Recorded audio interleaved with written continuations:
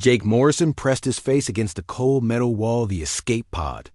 His 8-year-old hand shook as he held Max, his golden retriever, close to his chest. The dog was breathing slowly, too slowly. Jake could feel Max's heartbeat getting weaker with each passing minute. The escape pod was dark, except for a few red emergency lights that blinked on and off. Jake had been floating in space for 3 days now.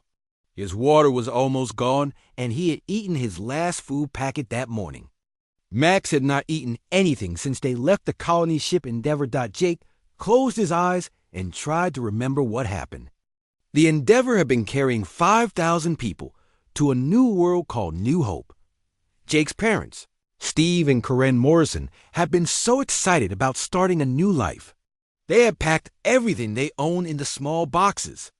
Max had his own special carrier with his favorite toys. Then the engines exploded.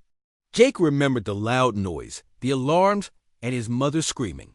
The ship started breaking apart. People were running everywhere. His father had grabbed him and Max and pushed them into an escape pod. "Stay with Max," his father had said. "Take care of each other." Those were the last words Jake heard from his parents before the pod door closed. Now Jake was alone in space with his dying dog. He had tried to use the radio many times, but no one answered. The emergency beacon was still working, sending out a signal that said, "Help me," over and over again. But Jake did not think anyone would find their way out here. Max opened his brown eyes and looked at Jake. The dog's tail moved just a little bit, like he was trying to wag it, but was too weak. Jake scratched behind Max's ears the way the dog liked. "It's okay, boy," Jake whispered. "We're going to be okay." But Jake did not believe his own words. Far away, on the bridge of the Zelrani ship Harmony's Light, Captain Dexville was studying star charts when his communications officer called out, "Captain, we are getting a distress signal from Sector 7. Vexville was tall and thin, like all Zelrani people. His skin looked like it was made of blue crystal, and it glowed softly in the dim light of the bridge. When he was calm like now, his skin was a peaceful blue color. "What kind of signal?" he asked. "It appears to be from a human vessel, sir. The signal is very weak." Vexval's skin flickered to orange, which meant he was surprised. Humans were not supposed to be in this part of space. The Galactic Federation had told everyone that humans were a primitive species that had not yet learned to travel between stars properly. Most space travelers thought humans were extinct. "How far away is the signal?" Vexval asked. 2 hours at current speed, sir." Vexval thought about it. The Zelrani had rules about getting involved with other species, especially ones that were not part of the Federation. But the signal was asking for help, and Dexval had always believed that helping others was the right thing to do. "Change course," he ordered. "Take us to the signal." His medical officer and wife, Niravel, came onto the bridge. Her crystal skin was a worried purple color. "I heard about the distress signal," she said. "Are we really going to help humans?" "We have to," Dexval said. "Someone is in trouble." Niravel's skin turned a soft pink, which meant she loved her husband. Even after 20 years of marriage, she still admired how kind he was. "I will prepare the medical bay," she said. 2 hours later, the Harmony's Light found Jake's escape pod floating in empty space. The pod looked very small next to the big Zelrani ship. Vexval could see through the pod's tiny window that there was a young human inside, holding what looked like a small animal. "Bring them aboard," Vexval ordered. The Zelrani used their tractor beam to pull the escape pod into their ship's cargo bay. Vexval and Niravel put on their environmental suits and went to meet the humans. When they opened the pod door, they found Jake collapsed on the floor, barely breathing. Max was lying next to him, not moving at all. "The small human is unconscious," Niravel said, scanning Jake with her medical equipment. "He is very weak from lack of food and water. The animal ... double quote." She paused. "I am not sure what this creature is." Vexval looked at Max.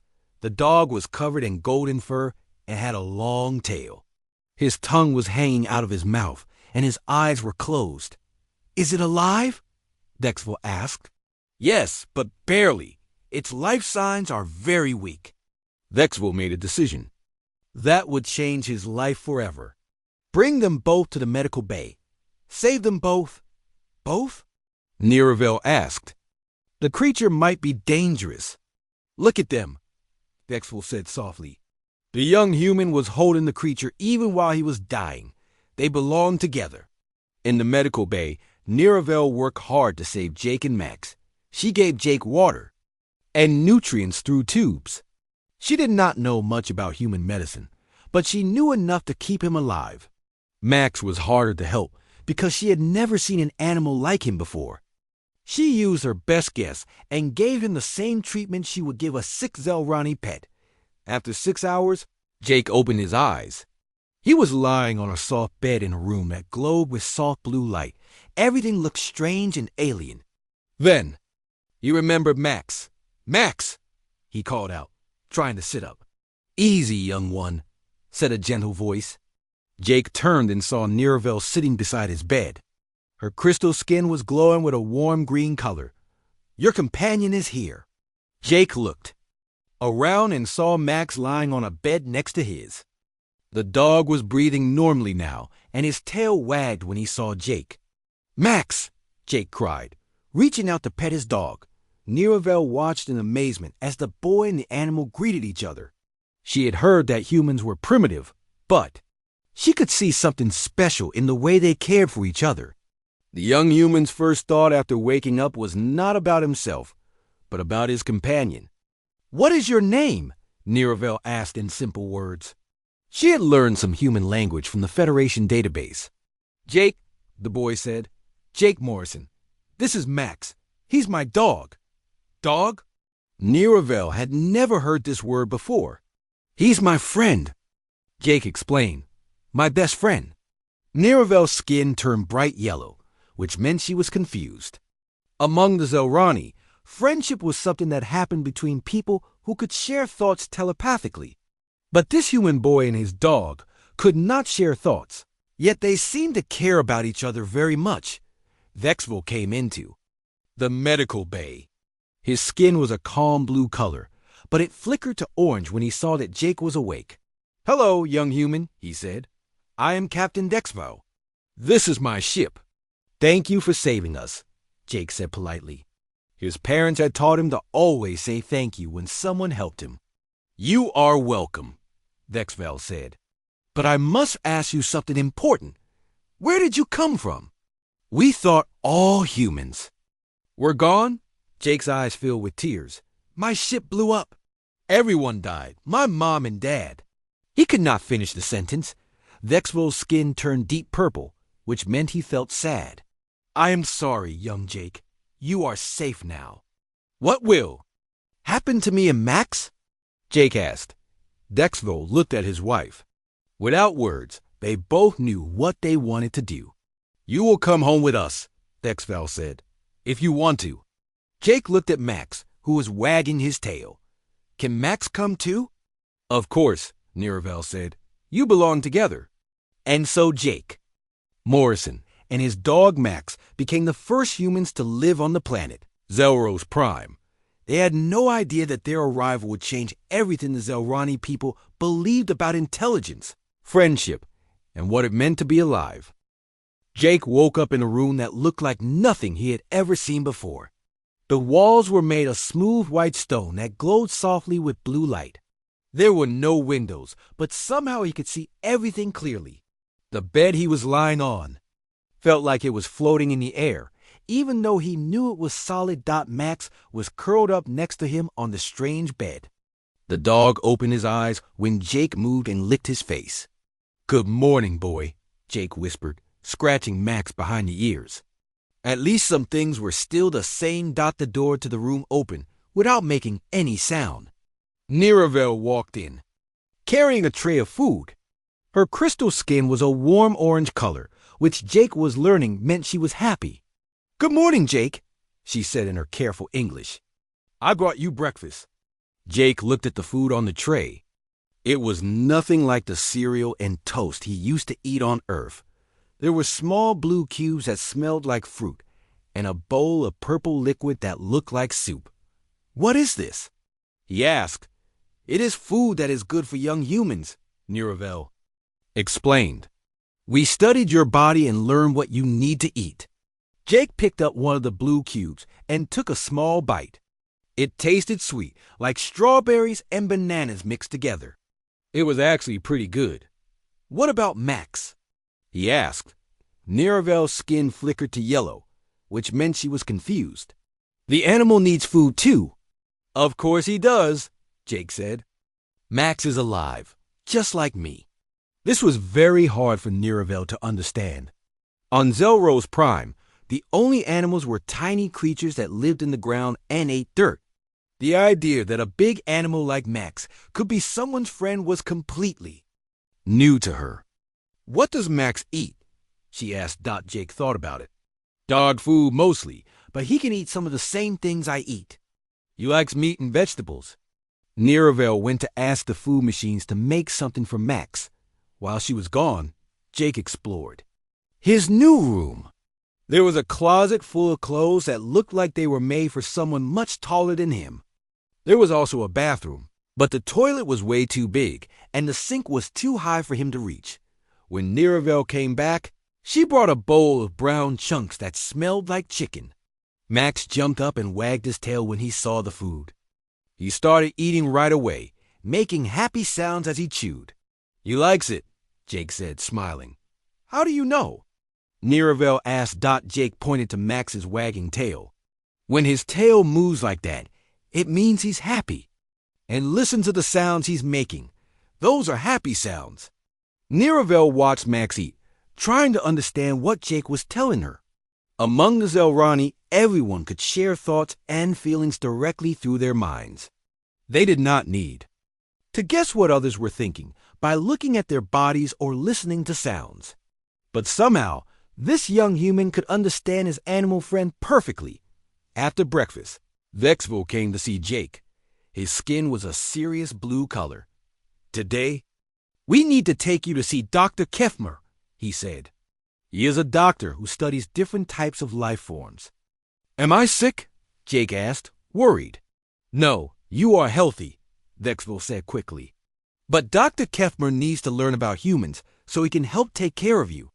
They walked through long hallways that were full of Zelrani people. Jake had never seen so many aliens before. They were all tall and thin, with skin that looked like colored glass. Some had blue skin, some had green, and some had purple.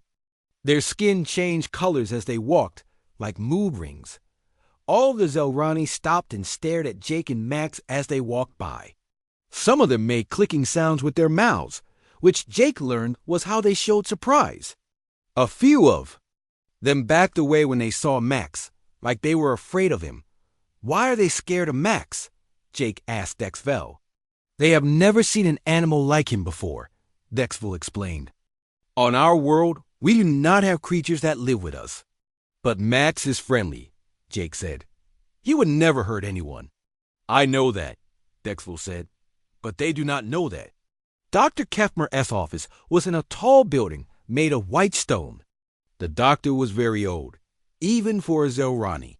His skin was a dull gray color, and he moved slowly. When he saw Jake and Max, his skin turned bright red, which meant he was excited. "Fascinating," Dr. Kefmer said in perfect English. "A human child and his companion animal. I have read about such relationships in the old Federation files, but I never thought I would see one." "You've heard about dogs before?" Jake asked, surprised. "Not dogs specifically," Dr. Kefmer said, "but I have read that humans sometimes live with animals. We thought it was just a story." Dr. Kefmer asked Jake to sit on a chair that looked like it was made of light. He pointed strange machines at Jake's head and made beeping sounds. "Very interesting," he said. "Your brain is completely different from ours. Is that bad?" Jake asked. "Not bad," Dr. Kefmer said. "Just different. You see, young human, we Zelrani can share our thoughts with each other. We can speak to each other without using words. But your brain cannot do this. Jake felt sad. So I'm broken? No, not broken, Dr. Kethmer said, though his skin flickered to orange, which meant he was not completely sure. You are simply different. Then Dr. Kethmer turned his attention to Max. He had never studied an animal like Max before. He used his machines to scan Max's body and brain. This is very strange, he said. This animal has emotions, just like you do.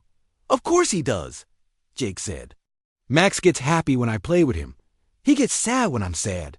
He gets scared during thunderstorms.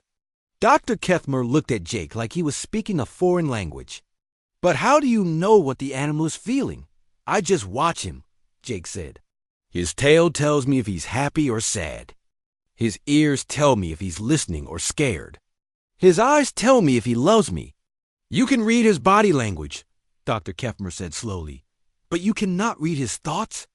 Dogs don't think the way people do, Jake explained, but they have feelings. And they love their families. Family? Dr. Kethmer's skin turned bright yellow. This animal is your family? He's my best friend, Jake said. He was my best friend on Earth, and he's still my best friend here. Dr. Kethmer spent the rest of the day testing Jake and Max. He made. Jake solved puzzles and answered questions.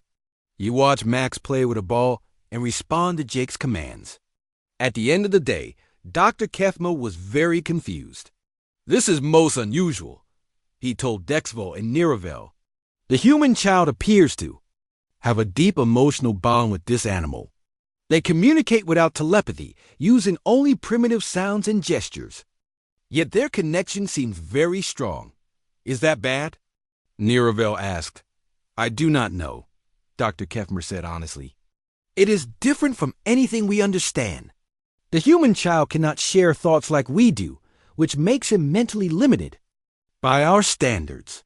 But he has formed a relationship with this animal that I cannot explain. That night, Jake lay in his floating bed with Max beside him. He could hear strange sounds from outside his room, the sounds of a city full of aliens. Everything was so different from his old home. He missed his parents. He missed his old room. He missed Earth. Max seemed to sense that Jake was sad. The dog moved closer and put his head on Jake's chest. He made a soft whining sound that meant, I'm here with you. Jake hugged Max tightly. At least I still have you, boy, he whispered. We'll figure this out together. Outside his room, Niravel was listening at the door. She had heard Jake talking to Max, and she had heard Max responding with his own sounds. She could not understand their language, but she could hear the love in their voices. Vexful, she said to her husband, I think we have brought something very special to our world. What do you mean? Vexful asked. I think these two have something that we have forgotten, Niravel said. Something that our telepathy cannot give us. What is that? Niravel's skin glowed with a soft pink light. I think they have learned how to love without words. Jake had been living with Vexval and Niravel for 2 weeks now. Every morning, he went to the Zelrani Learning Center with other young aliens. The building was huge and made of the same glowing white stone as everything else on the planet. Inside, there were rooms full of floating desks and chairs that changed shape to fit whoever sat in them. The other students were all young Zelrani, much taller than Jake even though they were about his age. Their crystal skin sparkled in the soft light, and they all had the same calm, serious expression. They could talk to each other without opening their mouths, sharing thoughts and ideas instantly through their minds. Jake sat alone at his desk, trying to understand the lesson. The teacher, Instructor Velinara, was explaining something about mathematics, but she was speaking directly into the minds of the Zelrani students. Jake could only hear the words she spoke out loud, which were not many. The answer is 47, said a student named Zixit. His skin was a confident green color. Very good, Instructor Velinara said out loud, probably for Jake's benefit. Now, let us move to the next problem. Jake raised his hand. Excuse me, but I didn't understand the question. All the Zelrani students turned to look at him. Their skin colors changed to yellow, which meant they were confused. How could anyone not understand something so simple? The question was shared. Mentally, Instructor Velinara said patiently, "Since you cannot receive mental communication, I will speak it aloud. If you have two energy crystals that produce 50 units of power each, and you connect them to a system that uses 30 units of power, how much power is left over?" Jake thought about it. 70 units, he said. Incorrect, Instructor Velinara said. The answer is 47 units. You must account for the energy lost during transfer. Jake felt his face get hot with embarrassment. He had never heard about energy transfer before. On Earth, he had been good at math, but here everything was different. After class, Jake walked home through the crystal streets of the city. Max was waiting for him at the front door, tail wagging happily. The dog always seemed to know when Jake was coming home, even though Jake had no way to tell him. "Hey, boy," Jake said, kneeling down to pet Max. "How was your day?" Max licked Jake's face and spun in a circle, which meant he was excited to see his friend. Then Max's expression changed. His ears went back and he made a small whining sound. He could tell that Jake was upset. "I'm okay," Jake said, but his voice was sad. "Just had a bad day at school." Max pushed his head against Jake's chest and made soft, comforting sounds. He did not understand what school was, but he knew Jake needed to feel better. From her laboratory window, Professor Yelena watched Jake and Max in the courtyard below. She was a behavioral scientist who studied how different species acted and communicated. For the past week, she had been watching the human boy and his animal companion, trying to understand their strange relationship. Professor Yelena had permission from Dexval to study Jake and Max, but she did it quietly so they would not know they were being observed. She had set up cameras and sensors around their home to record everything they did. What she saw confused her completely. Jake and Max seemed to communicate with each other using sounds, body movements, and something she could not measure with. Her instruments. When Jake was happy, Max was happy. When Jake was sad, Max tried to make him feel better. When Max was excited about something, Jake always seemed to understand what it was. How is this possible? Professor Yelena asked herself. They have no telepathic connection, yet they understand each other perfectly. She decided to watch them more closely. That afternoon, she saw Jake doing his homework in the courtyard while Max played with a ball. Jake was struggling with a problem about energy crystals, the same type of problem he had gotten wrong in class. "This is too hard," Jake said, throwing down his learning pad. "I'll never understand this stuff." Max stopped playing and came over to Jake. He sat down next to the boy and put his head on Jake's lap. He did not say anything, of course, but his presence seemed to calm Jake down. "You're right, boy," Jake said, scratching Max's ears. "I shouldn't give up so easily." Jake picked up his learning pad and tried the problem again. This time, he worked slowly and carefully. When he finally got the right answer, Max's tail wagged like he was proud of his friend. Professor Yelena was amazed. The animal had somehow encouraged the human to try again, without using any words at all. She had never seen anything like it. The next day at school, Jake met another student named Kiravine. She was younger than the other Zelrani, and her skin was a curious purple color. Unlike the others, she seemed interested in Jake instead of afraid of him. "Is it true that you cannot hear thoughts?" Kiravine asked during lunch period. "That's right," Jake said. "I can only hear what people say out loud." "That must be very lonely," Kiravine said. Her skin turned a sympathetic blue color. "Not really," Jake said. "I have Max. He's my best friend." "The animal?" Kiravine asked. "But how can you be friends with something that cannot think?" "Max can think," Jake said. "He just thinks differently than people do." "What do you mean?" Jake thought about how to explain it. "Max thinks about things like food and playing and being happy." He thinks about protecting me and loving me. He doesn't think about math or science, but he thinks about important things. Kiravine's skin turned bright yellow. You can understand his thoughts? Not exactly, Jake said, but I can understand his feelings, and he can understand mine. That afternoon, Kiravine asked if she could come home with Jake to meet Max. Jake was happy to have a friend, so he said yes. When they got to Jake's house, Max was waiting in the garden. He ran up to greet Jake with his usual excitement, but when he saw Kiravine, he stopped and tilted his head to one side. He is wondering who you are, Jake explained. Max, this is Kiravine. She is my friend. Max walked up to Kiravine slowly. He sniffed her hand and then sat down in front of her, tail wagging gently. He likes you, Jake said. He's saying hello. How do you know that? Kiravine asked. Look at his body, Jake said. His tail is wagging, but not too fast. That means he's happy but calm. His ears are forward, which means he's interested in you. And see how he's sitting. That means he's being polite. Kiravine looked at Max carefully. She had never paid attention to an animal's body language before. He is trying to communicate with me? Yes, Jake said. He's saying that you're welcome. Here, Kiravine slowly reached out and touched Max's head. His fur was soft and warm. Max closed his eyes and made a happy sound. He likes it when you pet him, Jake said. It makes him feel good. This is amazing, Kiravine said. It's like he has emotions, just like we do. All animals have emotions, Jake said. They just showed him differently.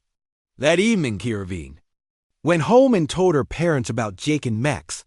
Her mother, Dr. Rix Mora, was a teacher at the university. You spend time with the human child? Dr. Rix Mora asked. Her skin was a worried orange color. Yes, Kiravine said, and his animal friend. They have a connection that I don't understand. What kind of connection? They care about each other, Kiravine said. The human can tell when the animal is happy or sad. The animal can tell when the human needs comfort. They help each other. Dr. Rix Mora was quiet for a long time. We can share thoughts with anyone on our planet, she said finally. But I have never seen the kind of caring you describe. What do you mean? When we share thoughts, we share information, Dr. Rix Mora explained. But what you saw was different. You saw two beings who were sharing feelings. Meanwhile, back at Jake's house, Professor Yeleneth was reviewing the day's recordings. She had filmed Jake and Kiravine's visit, and she was amazed by what she saw. The human child had taught a young Zelrani to communicate with an animal using only observation and empathy. In one afternoon, Jake had shown Kiravine something that no Zelrani had ever learned before. This changes everything, Professor Yeleneth said to herself. This human and his animal are not primitive. They have developed a form of communication that we have never discovered. She watched the recording again, paying close attention to how Jake and Max interacted. Every gesture, every sound, every look had meaning. They had created their own language based on love and understanding. I must tell the council about this, she decided. They need to know that we have been wrong about humans. That night, Jake sat in his room with Max beside him. He was reading a book about Zelrani history, trying to understand his new world better. Max was chewing on a toy that Niravel had made for him. You know what, Max? Jake said. I think we might be different from everyone else here. But that's okay, we have something special. Max looked up from his toy and wagged his tail. He did not understand all of Jake's words, but he understood that Jake was happy. And when Jake was happy, Max was happy too. Outside, the two moons of Zelrose Prime shone down on the Crystal City. In laboratories and homes across the planet, Zelrani, scientists and families were talking about the human boy and his animal friend. They were beginning to realize that intelligence came in many forms, and that the strongest bonds were built not on shared thoughts, but on shared hearts. The morning sun shone brightly through the crystal domes of the Zelrani Learning Center. Jake was excited because today was field trip day. The students were going to visit the wilderness preserve outside the city, where they could see the natural landscape of Zeros Prime. Everyone stay together, said Instructor Velinara as the students walked off their transport vehicle. We will be studying the rock formations and the energy crystals that grow naturally here. Jake looked around in wonder. The wilderness preserve was beautiful but strange. Purple trees with silver leaves grew between tall rock formations that sparkled like diamonds. The ground was covered with grass that looked blue in the alien sunlight. Small flying creatures that looked like butterflies made of light danced between the trees. Max was with them on the trip. Vexvo had asked permission for Max to come, saying that Jake worked better when his companion was nearby. Max sniffed everything with great interest, his tail wagging as he discovered new smells. "Jake, look at this," called Kiravine.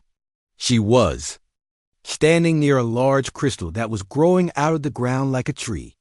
The crystal was taller than she was and glowed with a soft green light. "It's beautiful," Jake said, walking over to examine the crystal.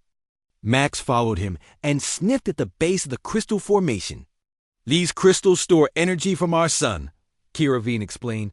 "They can power our cities for hundreds of years." The other students were exploring different parts of the preserve. Some were studying the strange plants, while others were measuring the rocks with special instruments. Instructor Velinara was talking to a group about how the crystals formed over thousands of years. Suddenly, the ground began to shake. At first, it was just a gentle trembling, like a truck driving by.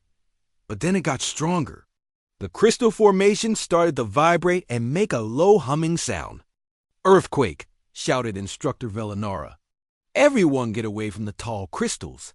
The students began to run toward the open area where their transport was parked. But the shaking got worse very quickly. Some of the tall crystal trees began to crack and fall over. The ground split open in several places, creating deep cracks. Jake grabbed Kiravine's hand and started running toward the transport. Max was right beside them, barking loudly. The sound was different from his usual barks. This was a warning bark that meant danger. "Wait!" Jake stopped running and listened to Max's barking. "Something's wrong." "What do you mean?" Kiravine asked. "We need to get to safety." "Max is trying to tell us something," Jake said. He looked at his dog carefully. Max was not running toward the transport like everyone else. Instead, he was running toward a rocky hill and then running back to Jake, barking urgently. "He wants us to follow him," Jake realized. "Follow an animal?" Kiravine's skin turned yellow with confusion. "But the teacher said to go to the transport." Just then, the ground where the transport was parked split open with a loud crack. The vehicle fell into the crack and disappeared. All the students who had been running toward it stopped and stared in shock. "The transport is gone," Kiravine whispered. Instructor Velinara's skin turned bright red with panic. She tried to use her telepathic communicator to call for help, but nothing happened. "The earthquake is interfering with our telepathic signals," she announced. "We cannot call for rescue." The students began to panic. Some of them sat down and started to cry. Others ran around looking for a safe place to hide. Without their telepathic connection to each other and to the city, they felt completely lost. "Everyone listen to me," Instructor Velinara called out. "We must find shelter and wait for rescue teams to find us." But Max was still barking and running toward the rocky hill. Jake watched his dog carefully. Max's ears were pointed toward the hill, and he was making the same excited sounds he made when he found something important. "There's something over there," Jake told Kiravine.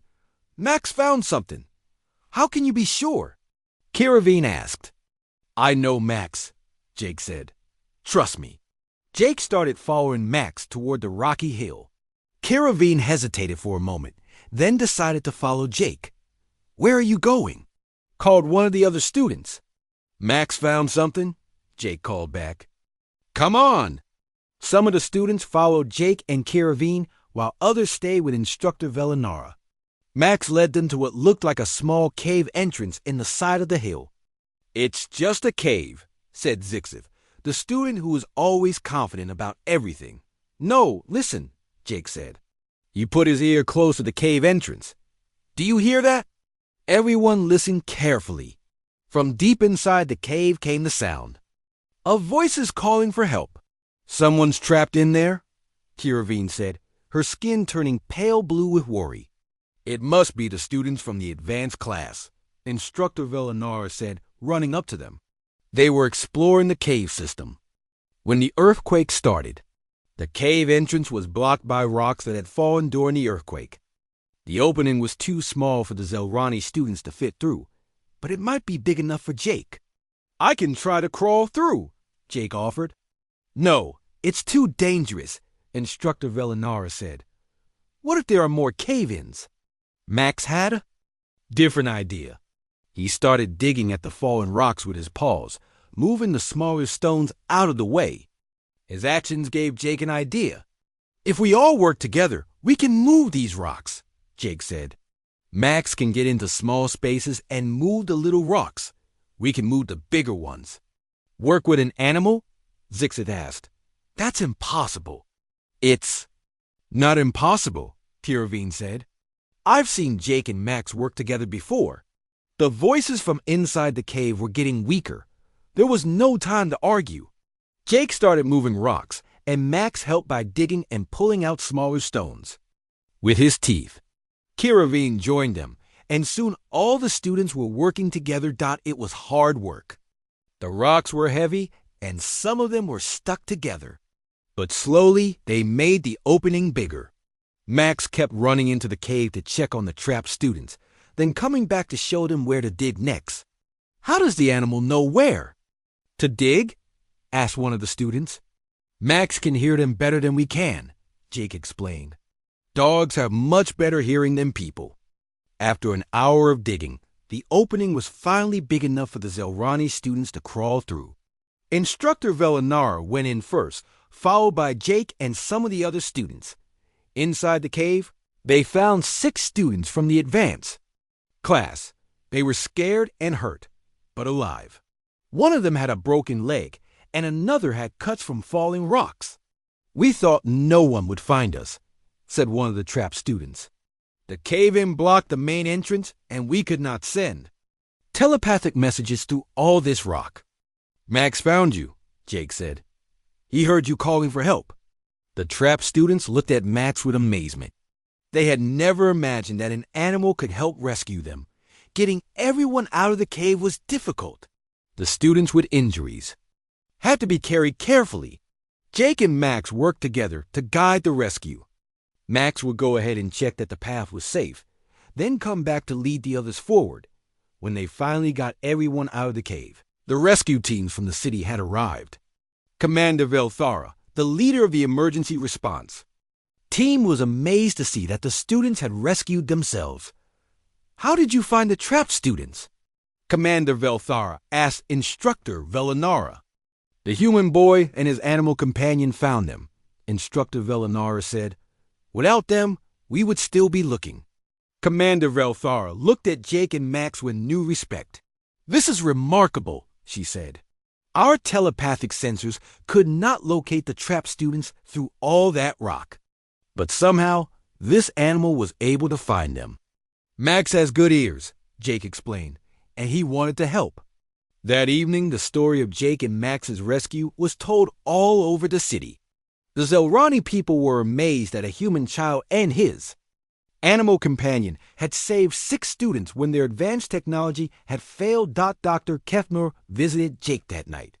This incident has made me think about our understanding of intelligence, he said.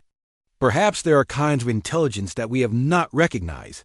Max is smart in his own way, Jake said. He may not understand math or science, but he understands when people need help. And you understand him? Dr. Kefmer observed. Even without telepathy, you and Max communicate perfectly. We're a team, Jake said simply. We take care of each other. Dr. Kefmer's skin glowed with a thoughtful purple color. Perhaps, he said, we have something to learn from your kind of teamwork.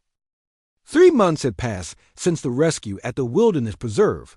Jake was now 12 years old and had grown taller during his time on Zelrose Prime. Max had gotten a bit gray around his muzzle, but he was still as energetic as ever. The story of their rescue had spread across the entire planet, and Jake found that Zelrani people no longer stared at him with fear or confusion. Instead, they looked at him with curiosity and respect. Dr. Kefmer had been working day and night on a special research paper. He spent hours watching recordings of Jake and Max, studying how they communicated and worked together. His office was filled with charts and diagrams showing the differences between human and Zelrani brains. "This is revolutionary," Dr. Kefmer said to his assistant, Dr. Morvex. "Everything we thought we knew about intelligence was wrong." "What do you mean?" Dr. Morvex asked. Her skin was a curious yellow color. "We always believed that telepathy was the highest form of communication," Dr. Kefmer explained. "We thought that species without telepathy were primitive and inferior, but this human child has shown us something different." Dr. Kefmer picked up a recording device that showed Jake and Max playing in the garden. "Watch this," he said. "The human throws a ball, and the animal brings it back. Simple, yes? But look more carefully."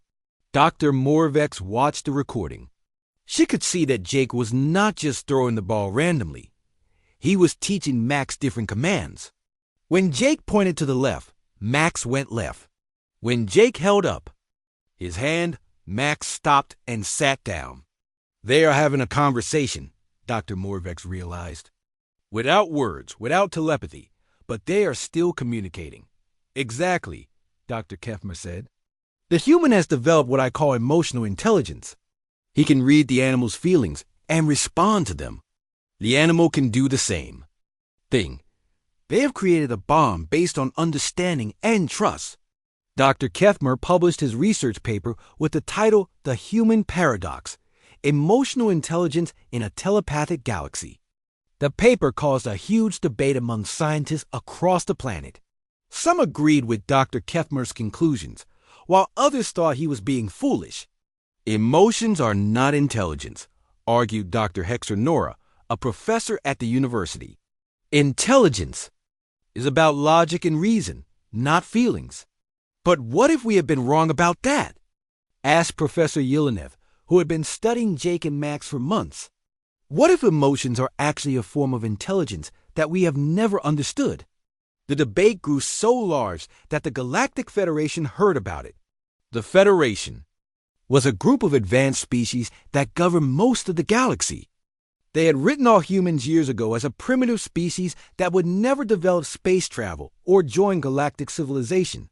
Ambassador Rixnall from the Federation arrived on Zelrose Prime in a huge silver ship. He was a Zentarian, a species that looked like tall gray beings with large black eyes.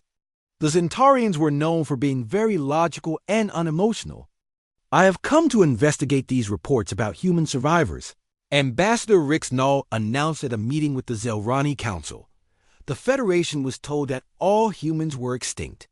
"We have one human child living among us," said Elder Zeftara, the leader of the council. "He and his animal companion have been ... enlightening." "Animal companion?" Ambassador Rixnall asked. "Humans keep animals as pets?" "It is more than that," Elder Zeftara said. "They have formed a bond that challenges our understanding of consciousness itself." Ambassador Rixnall was skeptical. "I would like to meet this human child," he said the next day. Jake was brought to meet Ambassador Rixnall. Max came with him, as always. Jake was nervous about meeting someone from the Galactic Federation, but Max's presence helped him feel calm. "So you are the human everyone is talking about," Ambassador Rixnall said. His voice was cold and mechanical. "I am told you have some kind of special relationship with this animal." "Max is my best friend," Jake said simply. "We take care of each other." Ambassador Rixnall looked at Max with scientific interest. "What purpose does this creature serve? Does it help you hunt for food? Does it protect you from danger?" "Max does protect me," Jake said. "But that's not why he's my friend. He's my friend because he loves me, and I love him. Love? Ambassador Rixnall's large eyes blinked slowly. Love is an inefficient emotion that clouds logical thinking. Jake felt a bit angry at this. Love isn't inefficient, he said. Love is what makes life worth living. To demonstrate his point, Jake sat down on the floor and called Max over. Max came running and jumped into Jake's lap, licking his face happily. Jake laughed and hugged his dog. Watch, Jake said to Ambassador Rixnall. I'm going to pretend to be hurt. Jake lay down on the floor and made sounds like he was in pain. Immediately, Max's whole behavior changed. His ears went back, and he started whining with worry. He gently licked Jake's face and pawed at him, trying to make him feel better. Now watch this, Jake said, sitting up and smiling. I'm okay, boy. Max's tail started wagging again, and he spun in circles because he was happy that Jake was all right. The animal responds to your emotional state, Ambassador Rixnall observed. But this is just basic stimulus and response. No, it's not, said a new voice. Everyone turned to see Dr. Liravan, a young Zorani scientist who had been studying Jake's case. I have been researching what Jake and Max do, and I have discovered something amazing. Dr. Liravan was excited, and her skin was glowing bright blue. I call it emotional telepathy, she said. Jake and Max share feelings without using technology or mental powers. They use chemical signals, body language, and something else that I cannot measure with our instruments. Explain, said Ambassador Rixnall. When Jake is happy, his body produces certain chemicals, Dr. Liravan said. Max can smell these chemicals and knows that Jake is happy. When Max is excited, his body. Language changes in ways that Jake has learned to read. They have developed their own language based on emotions and physical signals. This is still primitive compared to telepathy, Ambassador Rixnall said. Is it? Asked Elder Zeftara.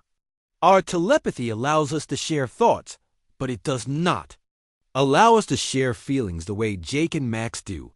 We can communicate information, but they communicate something deeper. Ambassador Rixnall spent the next week observing Jake and Max.